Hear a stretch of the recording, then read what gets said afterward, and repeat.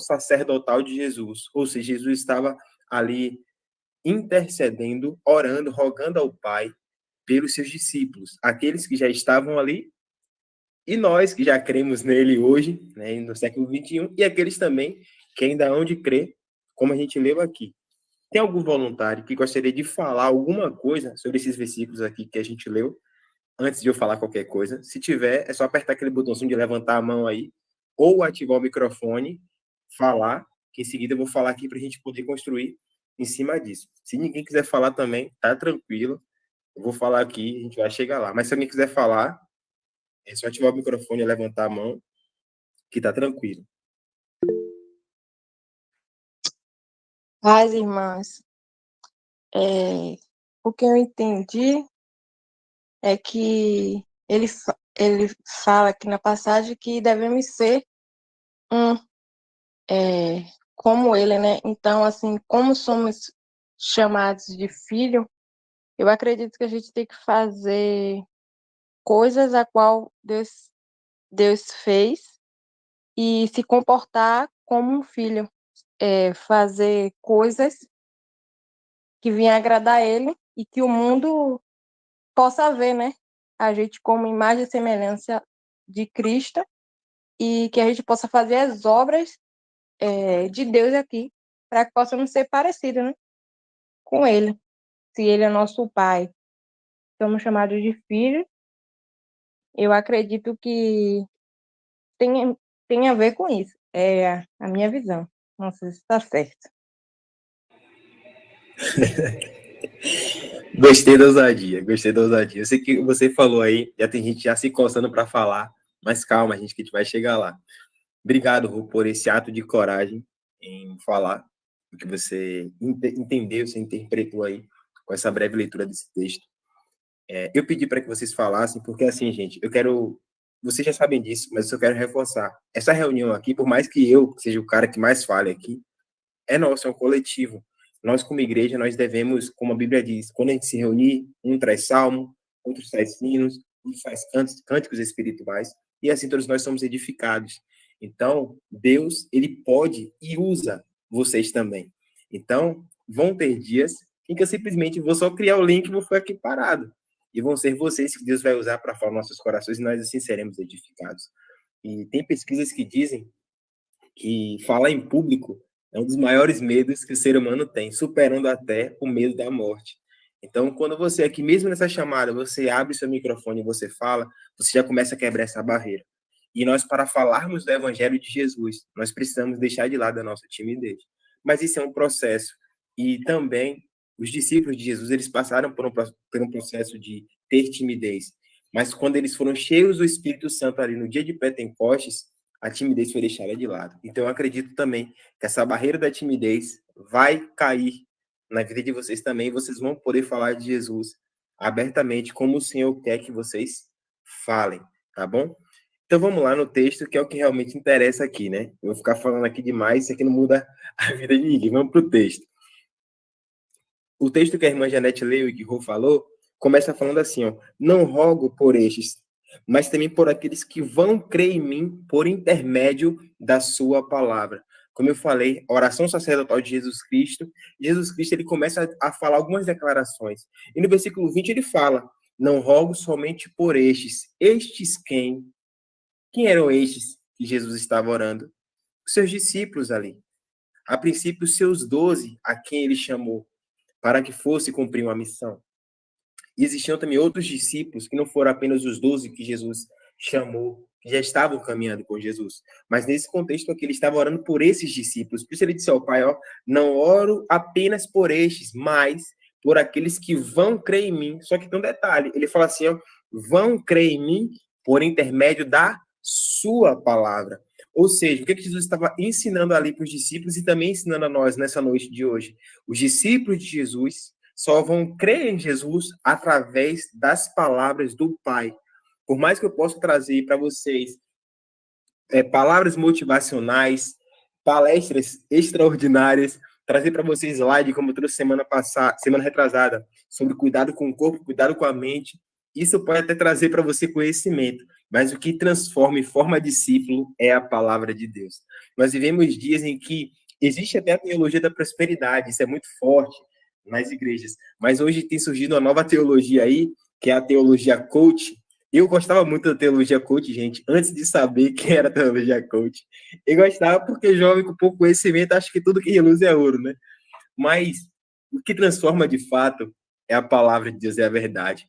A teologia coach, assim como a da prosperidade, ela vai passar, mas a palavra do Senhor, ela não passa. E nenhuma teologia que não seja a teologia bíblica, a teologia que Deus ele nos estabeleceu, ela não tem poder para formar discípulos. A teologia da prosperidade forma crentes interesseiros. A teologia coach forma crentes que lidam por conveniência. Porque, assim, o que fala na teologia coach? Você é a média das 5 pessoas com quem você anda. Águia anda com águia e várias outras coisas do tipo. Sendo que isso não é evangelho.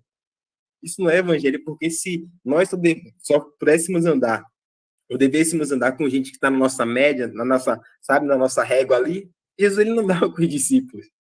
Porque Jesus ele estava e sempre estará acima de tudo e de todos, né? Mas esse tipo de coisa a gente acaba ouvindo, inclusive também nas igrejas. Não é verdade? Não sei quantos de vocês já passaram por essa experiência de ouvir esse tipo de coisa na igreja. Eu já. Mas o que Jesus está nos ensinando aqui, através desse texto aqui, é que aqueles que vão crer por intermédio da sua palavra. O evangelho de Jesus Cristo, simples e puro, ele continua sendo poderoso. Ele continua sendo o suficiente para a transformação de todo o homem.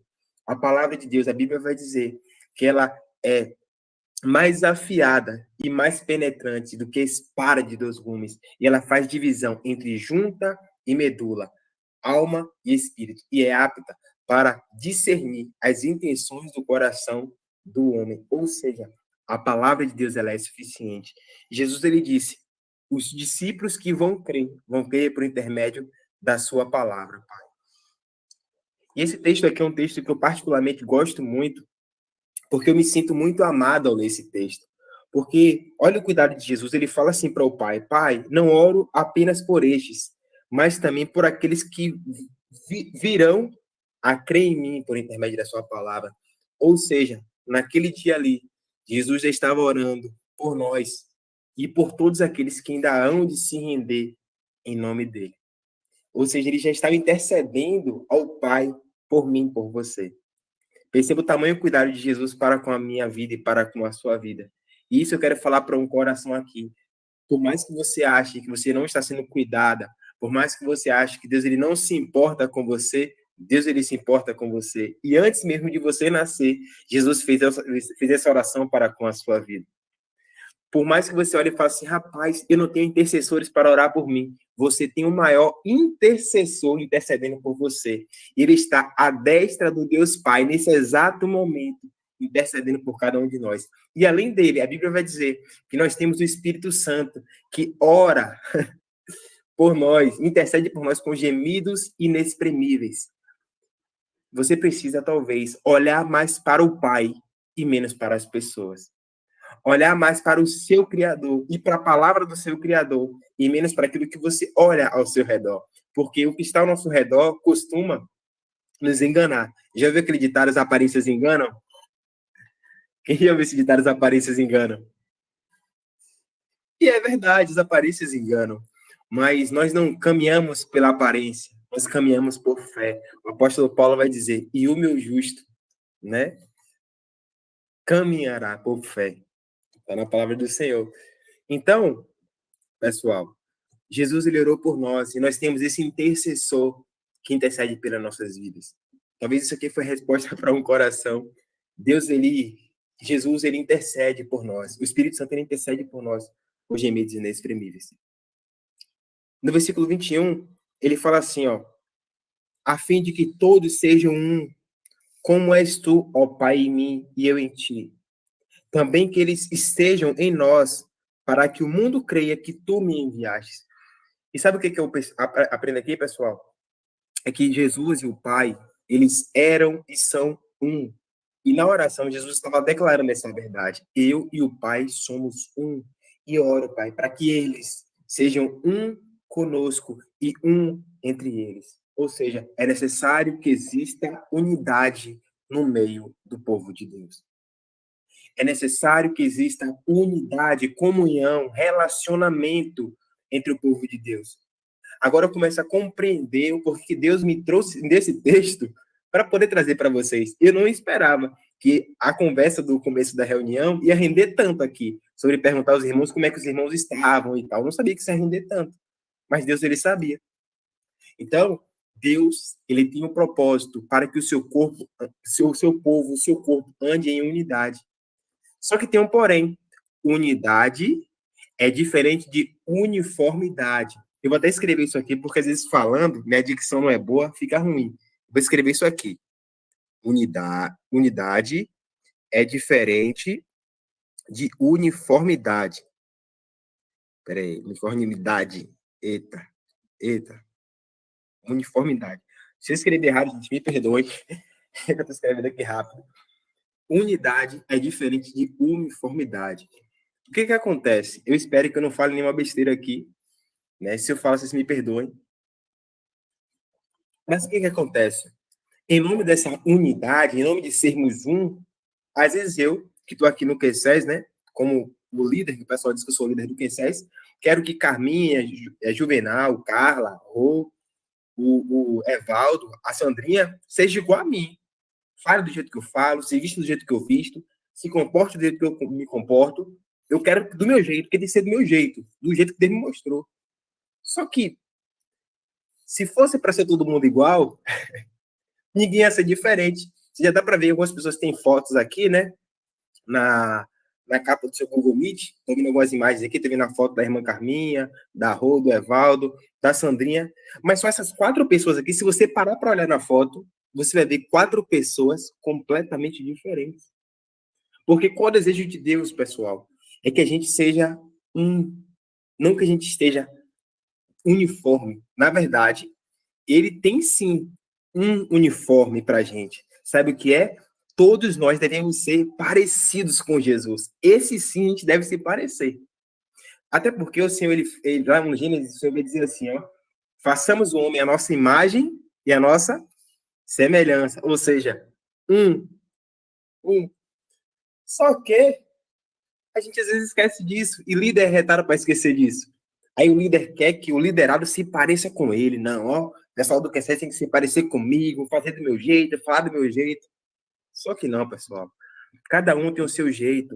Se fosse para todo mundo ser igual, esse mundo seria sem graça. Talvez, se todos vocês que estão aqui fossem iguais a mim, eu garanto que não teria uma pessoa na chamada, porque não ia prestar, não. Não ia prestar, não.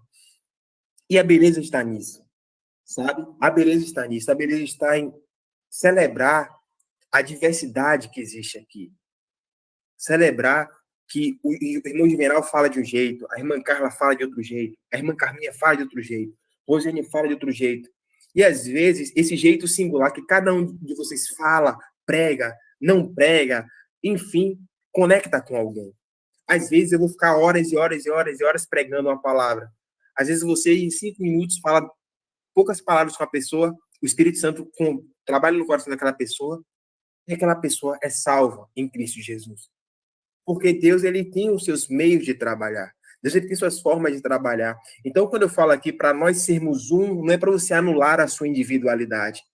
Não é para você querer ser um personagem e querer ser igual ao fulano de tal. Eu tenho várias pessoas em quem eu me inspiro. Tenho várias pessoas aqui em quem eu me inspiro. Pessoas que eu vejo nas redes sociais, pessoas com quem eu caminho de perto.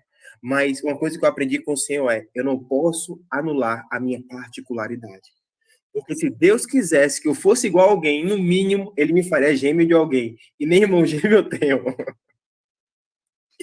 E até gêmeo é diferente. Então, unidade é diferente de uniformidade. A única uniformidade que Deus deseja para nós é que nós sejamos parecidos com Jesus Cristo. Aquele que é a imagem e semelhança de Deus. Esse sim nós devemos imitar. Esse sim nós devemos querer ser igual. Esse sim nós devemos olhar para ele. E se a gente olhar para ele, não tem erro. A palavra do Senhor vai dizer que ele é a imagem invisível do Deus invisível. Ele é a expressão exata de quem Deus é. Então, ó, se é para imitar alguém, imita a Jesus. Se é para ser igual a alguém, seja como Jesus. Ó, eu vi que a irmã Sandra comentou aqui, ó. Falei sobre isso semana passada. Glória a Deus. Deus está confirmando alguma coisa aí. Então, graças a Deus aqui nós somos pessoas já adultos, maduros, mas é muito comum ver isso em jovens e adolescentes. Eu trabalhei muito tempo com liderança de jovens e adolescentes, de forma direta ou indireta, e era muito comum eles quererem ser igual a B, a C, quer ser igual a artista A, B e C, quer vestir a roupa A, B e C. E tá tudo bem, porque ali a identidade deles está sendo formada. A identidade deles está sendo construída ali naquele processo. Às vezes não tem a maturidade que nós temos, sabe? E aí, para nós, como pessoas um pouco mais maduras, aí entra a sabedoria e a paciência. Porque às vezes a gente, na idade deles, a gente também queria usar as roupas da moda, né? O cabelo da pessoa da moda, então a gente queria naquela época, né? A gente não tinha tanto entendimento nem maturidade. E a gente precisa ter paciência para que essas pessoas elas entendam que Deus ele fez elas de uma forma única, né? Mas no que diz respeito à palavra de Deus, Deus ele deseja que a gente possa ser um e ter um propósito para que essa unidade ela seja vivida e celebrada. Olha comigo aí, na sua mesma Bíblia, no versículo 21, no final ele vai dizer assim, ó, que eles sejam um, para que o mundo creia que tu me enviastes. Olha que coisa linda. Olha que coisa linda. Para que todos sejam um, para que o mundo creia que tu me enviastes. Olha essa que coisa linda. É porque a unidade dos filhos revela o Pai. Eu vou repetir isso aqui, que a gente gosta de anotar essas coisas, né? Enfim. A unidade dos filhos revela o Pai. Jesus disse, ó, se vocês forem um, o mundo vai crer que tu me enviaste, Senhor.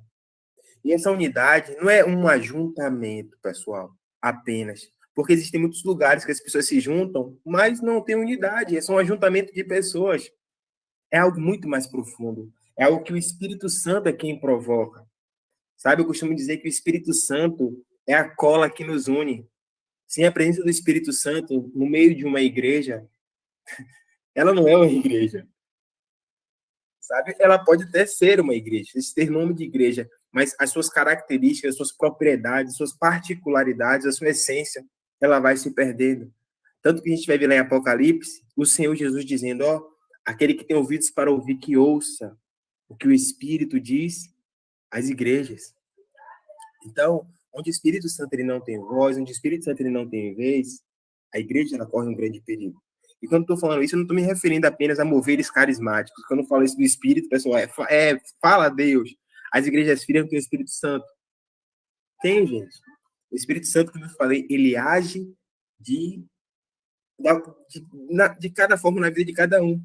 Não sei se você já passou por essa experiência, ou não sei se você é essa pessoa, mas eu vim de um ambiente batista barra pentecostal, né? Então a gente vê aquela fase de ser do manto e tal, e não sei o quê, já tive. Só que tem aquele irmão ou aquela irmã que é na dela, calma, serena, tranquilo, na boa ali, ó. E aí o que o pessoal faz? Pelo fato daquele irmão, aquela irmã ser mais na dele, o pessoal acha que aquele irmão é frio, aquela irmã é fria. Rapidinho, gente.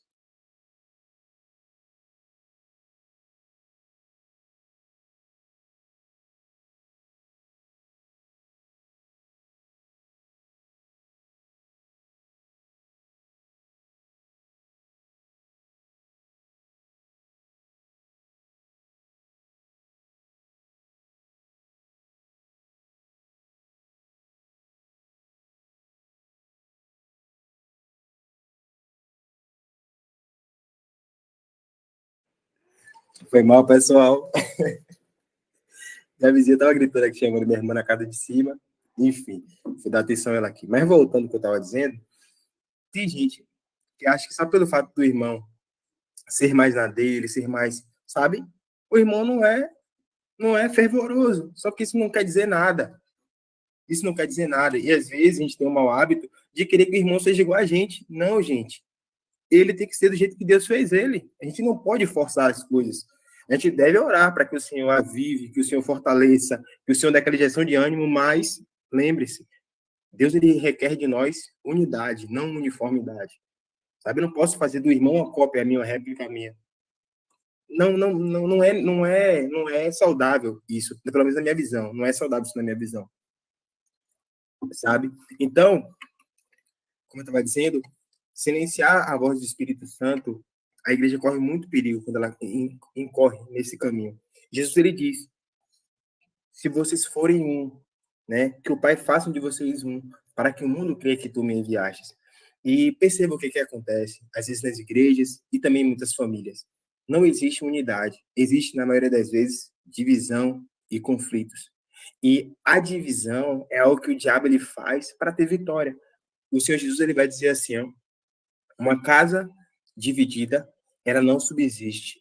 Um reino dividido, ele também não subsiste. Ele vai falar sobre isso. Ou seja, o que ele estava falando? Sobre o poder destrutivo da divisão. Onde existe unidade, onde existe união, o Senhor normalmente ele está naquele negócio, naquele propósito. Isso, propósitos divinos, tá, gente? Mas, muitas das vezes, nós como famílias e nós como igreja, nós vivemos divisão. E o que é divisão, a grosso modo? Duas visões. Um olha para um canto, outro olha para o outro. Um olha para o polo, outro olha para o outro. Nós temos que olhar para o que realmente importa. Nós temos que olhar para o Cristo que realmente importa, apesar das nossas diferenças, sabe? Então, o Senhor Jesus, ele disse, para que todos sejam um. Ele orou para que todos sejam um, para que o mundo creia que tu me enviaste.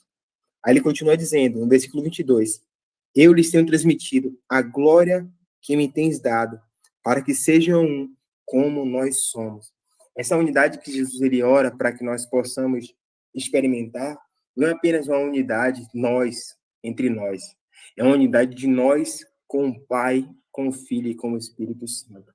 Nós precisamos ter intimidade com o Senhor. Nós precisamos passar tempo com o Senhor, em oração com o Senhor, em uma relação com o Senhor. O que eu estou falando aqui não é uma novidade. Como eu falei, todo mundo que está aqui, graças a Deus, são pessoas maduras na fé. Mas talvez outras pessoas, principalmente os jovens que estão chegando agora, precisam ouvir essas verdades que são aparentemente bobas, mas fazem muita diferença. Porque o que eu percebo quanto jovem é que o jovem ele quer pular etapa. Ele nem firmou seu relacionamento com Deus ainda e já quer pular etapas. E aí você tem que falar, calma, segura, sabe? Segura, se firma primeiro no Senhor, para depois passar para outra fase, sabe? Então, Jesus, ele fala que é necessário que nós possamos ser um. Aí no versículo 23 ele vai dizer assim, ó, eu neles e tu em mim, a fim de que sejam aperfeiçoados na unidade, para que o mundo conheça que tu me enviastes e amastes como tem amado a mim. O que Jesus diz? Eu neles e tu em mim. Eu neles e tu em mim, para que sejam aperfeiçoados na unidade. Lembra que eu falei sobre a presença do Espírito Santo no meio da igreja? É a comunhão do Espírito com Jesus, é a comunhão com o Espírito Santo que vai nos aperfeiçoando. É estar pertinho de Jesus que faz com que nós possamos ficar parecidos com ele. Um amigo meu, o Tiago, ele fez um devocional hoje falando sobre contemplar o Senhor e me abençoou demais esse devocional, porque fala sobre a importância de nós contemplarmos ao Senhor, né? E o salmista Davi ele vai falar, uma coisa pede ao Senhor e a buscarei, né? Ele fala sobre aquele texto sobre habitar na casa do Senhor e contemplar a beleza do Senhor, a formosura do Senhor. O salmista Davi ele fala sobre isso. Contemplar é importante. E tem um texto que diz assim, os que olham para eles ficarão radiantes. Ou seja, nós nos tornamos parecidos com aquilo que nós contemplamos. Nós nos tornamos parecidos com aquilo que é o alvo da nossa adoração. Então, nós devemos adorar o Senhor, estar em comunhão com o Senhor, viver em unidade com o Senhor. E, como consequência disso, nossa união, nossa unidade como corpo de Cristo, ela vai anunciar àqueles que estão de fora esse amor, essa verdade que o Senhor estava falando aqui, pedindo ao Pai. Se nós formos parar para olhar na Bíblia, no próprio texto das Escrituras, eu não vou abrir aqui não, porque senão vai ficar extenso, pessoal. Mas depois você pode olhar no livro de Atos. Jesus ele orou por esses discípulos ali. E também orou por aqueles que haveriam de crer nele. E esses discípulos de Jesus, que Jesus orou por ele, após Jesus morrer e ser ressurreto. A Bíblia diz assim, ó, e por todos eles eram estimados, mas ninguém tinha coragem de se juntar ao grupo deles. Ou seja, a comunidade onde a igreja ali, a igreja primitiva, estava inserida, admirava a forma como aquelas pessoas viviam, porque eles viam no meio daquele povo generosidade, empatia, amor.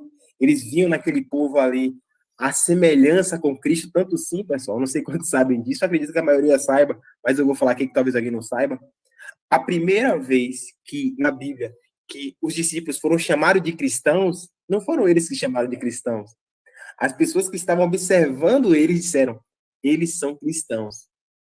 Eles são pequenos cristos. Isso aconteceu na cidade de Antioquia. Ou seja, não foram os discípulos que disseram que eles eram cristãos. As pessoas que estavam vendo eles ali disseram: rapaz, não tem jeito não. Esse povo aí andou com o Nazareno. Então, eles andavam de tal forma com Jesus, eles tinham tamanha intimidade com Jesus, que nas suas ações, nos seus jeitos, na sua forma de viver, eles exalavam o perfume de Jesus Cristo. E que o Senhor faça isso em nossas vidas também, que no nosso falar, que no nosso caminhar, que na nossa forma de fazermos negócios, na forma de nós nos relacionarmos em família, nos relacionarmos em igreja, que o perfume de Cristo exale, que a nossa vida pregue mais do que o nosso discurso, porque, pessoal, uma coisa que eu falava muito, né, e criticava, inclusive, na igreja, e eu acabei me entrando nesse erro também. Sabe o que era? Eu criticava muito a hipocrisia do pessoal, que falava uma coisa e vivia outra, pregava uma coisa e não vivia. Pouco tempo depois, olha eu hipócrita também, falando uma coisa e não vivendo. Olha só, eu estreito. Entende?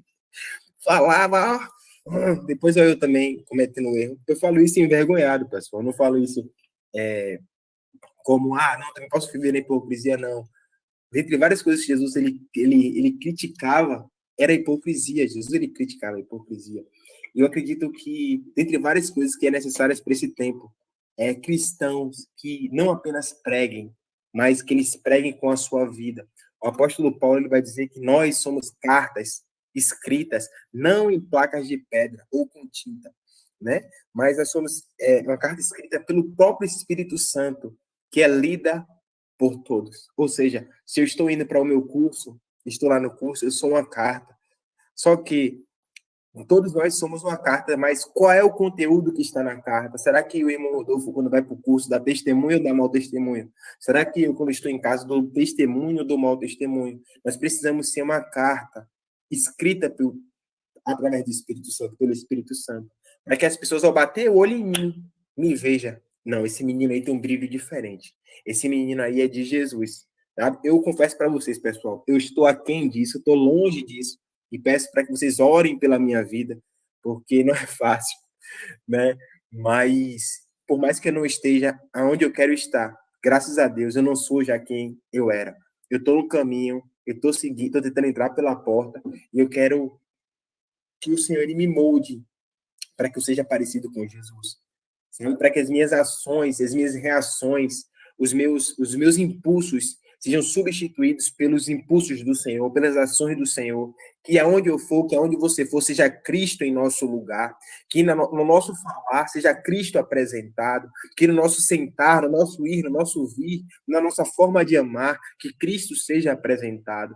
Eu tenho falado muito com alguns jovens com quem eu converso sobre a necessidade de reler os evangelhos, porque às vezes a gente lê tanta coisa, mas não lê aquilo que Cristo ensinou.